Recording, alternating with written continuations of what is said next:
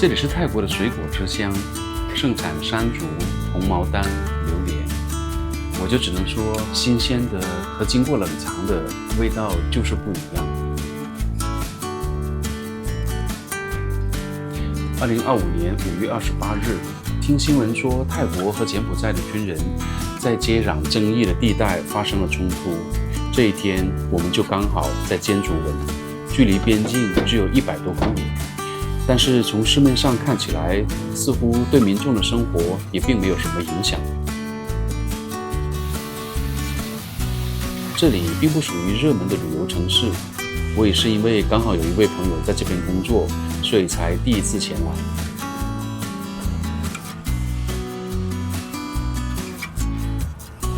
这家酒店也是朋友推荐的，据说是当地最好的酒店了，价格也真的是不便宜，将近400块钱一个晚上。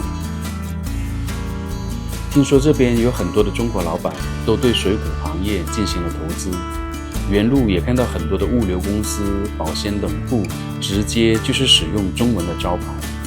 那当然，中餐厅、华人超市就更加是多了，似乎服务华人的商业配套已经是非常成熟的了。我猜测这家酒店的老板也是有参与水果行业的。影片一开始我们吃的山竹就是在酒店大堂摆卖的，大概是45块钱3公斤，非常的新鲜，并且没有一个果是不及格的，感觉就像是刚从果园摘下来的一样。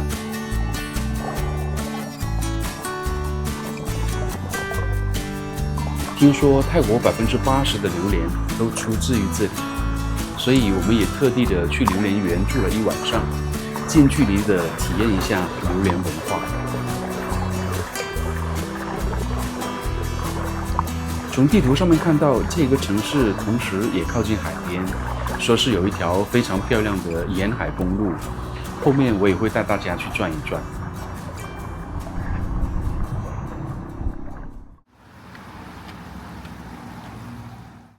潮州五香卤猪，这个全都是要搞得多吗？这个是砂锅粥吗？难道真的是砂锅粥吗？融合菜吧 ，fish、crab 都有。为什么在这个地方？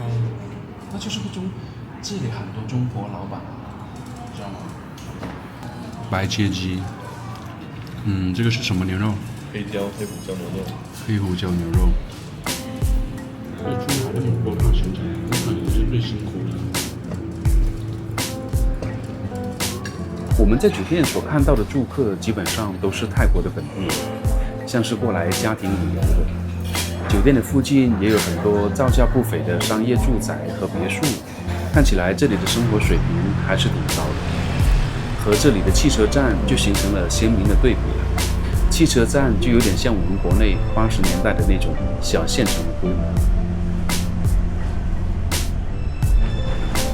租到的摩托车是85块钱一天，因为马力并不小。我后面开着开着才知道，原来这台就是那种最烦人的，可以发出很大噪音的那种摩托车。但是当我在开着它的时候，是察觉不出来它是那么吵的，只是觉得加大油门的时候，速度起得非常的快，有一种很爽的感觉。这就真的是我的享受，别人的难受了。当后面我意识到了这一点，在车子穿过那些小村庄的时候，心里就会有一种莫名的罪恶感滋生出来，爽的感觉也就消失了。希望下一次不要再租到这种改装车了。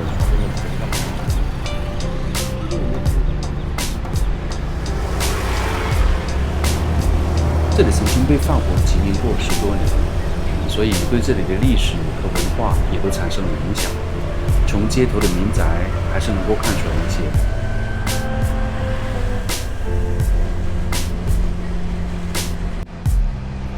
当我们进入一些小道的时候，乡间的味道就开始出现了。现在所经过的就是一个网红的步行街——农布亚，它是以仍然保持有原始的建筑风格而著名的。这里还会有一些名字很奇怪的甜点，像是什么猴阴净糖啊、牛尿啊之类的。是奇特到连泰国人都没有吃过。但是这一天基本上没有什么游客，加上又下雨，我们就只是路过了一下。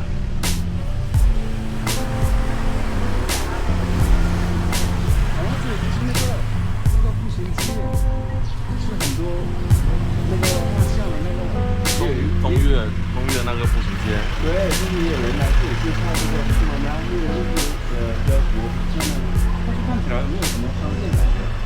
那一车应该也是开始可能晚一点吧，现在这么早。当车子开上这条跨海大桥，我们都忍不住想要欢呼，因为这种开阔的景观不是时常都能够看到的。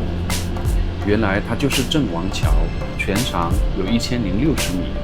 节假日的时候，有很多民众都会把车停在桥上来拍照，还会有小贩挑着东西到这里来摆卖，说是像是一个景点一样。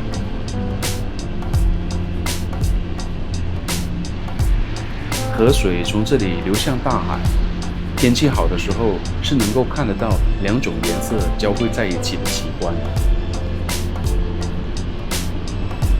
同行的朋友也有同感，其实整个行程最有意思的就是骑着车穿过村庄、镇区所看到的那些景色。它不一定是美景，但是你可以看到人们在这里的生活状态，它和国内是不一样的。在这两者当中，有没有什么是我们可以相互学习的？但是这些都是无法通过视频让你感同身受的。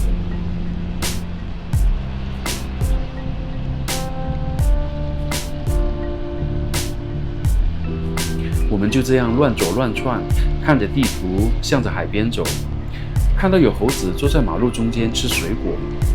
看来这一带的生态保护的还是非常不错的。最后我们找到了一家在红树林边上的餐厅吃午饭，价格是真的不便宜呢。一条石斑鱼，鱼骨做冬阴功汤，鱼肉就红烧，花了210多块。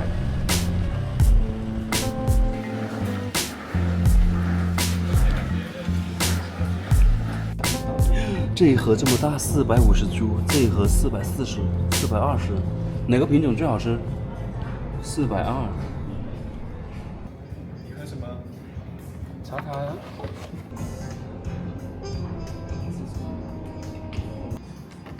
哇，这才多少钱？450。440。哇，太便宜了。我就不客气啦。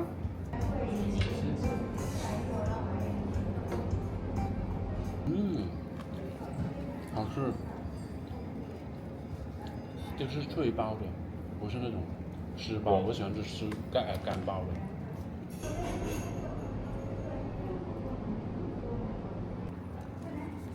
有一股芒果味啊，是吗？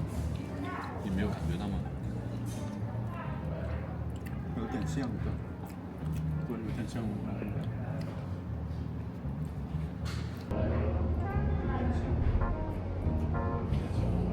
这种是什么品种？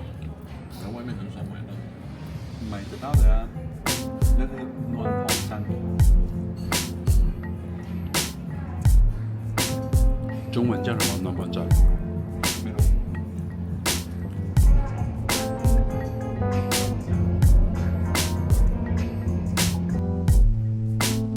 这是榴莲园附设的旅馆，建在了山顶上。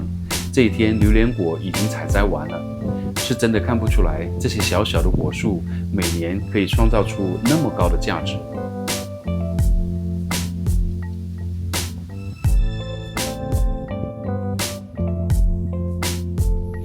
中国人对榴莲的喜爱是有原因的，在中国，美食是不怕臭的，从臭豆腐、豆豉、豆腐乳到北京豆汁，以臭为香，似乎是中国味觉传统的一个部分。因此，中国对榴莲是要比其他国家有着更高的接受度的。全球榴莲出口中高达95%的货源，最终是流向了中国。然而，高端水果的价格被打下来，也几乎是中国农业发展的一种必然的趋势。从奶油草莓、玫瑰葡萄、车厘子到蓝莓，几乎全部都是从高价变成了普通水果中的一员。